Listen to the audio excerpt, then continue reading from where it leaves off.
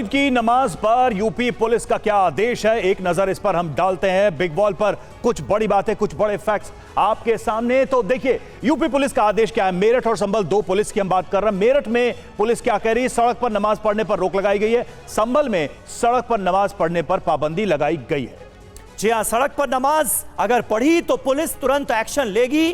कोई सड़क पर ईद की नमाज नहीं पढ़ेगा। यह मेरठ और संभल पुलिस का सीधे सीधे ऐलान है, चेतावनी है। सड़क पर नमाज अगर पढ़ी तो एफआईआर दर्ज करेगी पुलिस। यह साफ तौर पर कहा गया है। संभल पुलिस ने कहा है कि सड़क तो सड़क, लोग अपने घरों की छतों पर भी नमाज नहीं पढ़ सकते। बिल्कुल। और देखिए मेरठ पुलिस क्या कह रही है, सड़क पर नमाज तो पासपोर्ट होगा रद्द, यानी कि अगर ऐसा मामला आया तो यह कार्रवाई होगी। संभल पुलिस क्या कह रही है, सड़क और छत पर नमाज पढ़ी तो मुकदमा होगा। इस मामले में पुलिस शिकायत दर्ज करेगी।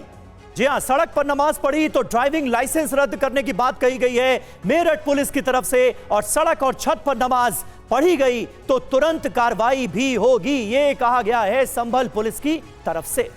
मेरठ पुलिस कह रही है ईदगाह और मस्जिदों में ही नमाज पढ़ी जाएगी, यानी कि जो फिक्स प्लेसेस हैं वहीं पर। और संभल पुलिस कह रही है नमाज की इजाजत सिर्फ मस्जिदों या ईदगाहों में ही दी जाएगी। जी हां, पीएससी और आरएसएफ की तैनाती होगी, फोर्सेस लगाई जा रही है। सुरक्षा के सख्त इंतजाम संभल में भी किए गए हैं। तो मेरठ और संभल में ये तमाम इंतजाम किए गए हैं। ड्रोन कैमरों से नजर रखी जाएगी। संभल में भी त्योहार शांतिपूर्ण ढंग से मनाए जाएं और इसके लिए तमाम तैयारियां की गई हैं पुलिस प्रशासन की तरफ से। बिल्कुल, ये सारे निर्देश दिए जा रहे हैं। और देखिए ईद की नमाज को लेकर मेरठ और संभल की पुलिस ने ये सख्त आदेश दिए हैं। मेरठ में एसपी आयुष विक्रम सिंह, तो संभल में एसपी शीश चंद ने साफ शब्दों में कहा है कि ईद की नमाज सड़क पर नहीं होने दी जाएगी। क्या कहा है उन्होंने, आइए सुनते हैं। किसी भी सूरत हाल में रोड पर नमाज नहीं पढ़ी जाएगी।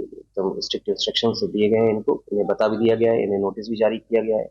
लास्ट ईयर भी कुछ लोगों ने ईद पर रोड पर नमाज पढ़ी थी, करीब 200 लोगों के खिलाफ इसमें मुकदमा पंजीकृत किया गया था। इसमें 80 से अधिक लोगों को चिन्हित कर लिया गया है, उनके खिलाफ कार्रवाई की गई है। बाकी लोगों को भी चिन्हित किया जा रहा है इसमें। इस बार भी अगर कोई बैठता है तो उसके खिलाफ बहुत ही सख्त कार्रवाई की जाएगी।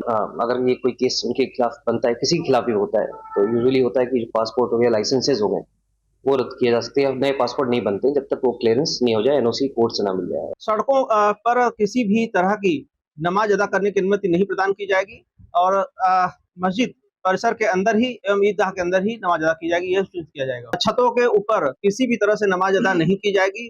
जहां परंपरागत रूप से मस्जिद के अंदर, ईदगाह के अंदर नमाज अदा की जाती रही है, वहीं की जाएगी। और किसी भी व्यक्ति को गलत तरीके से नमाज अदा करने नहीं दी जाएगी।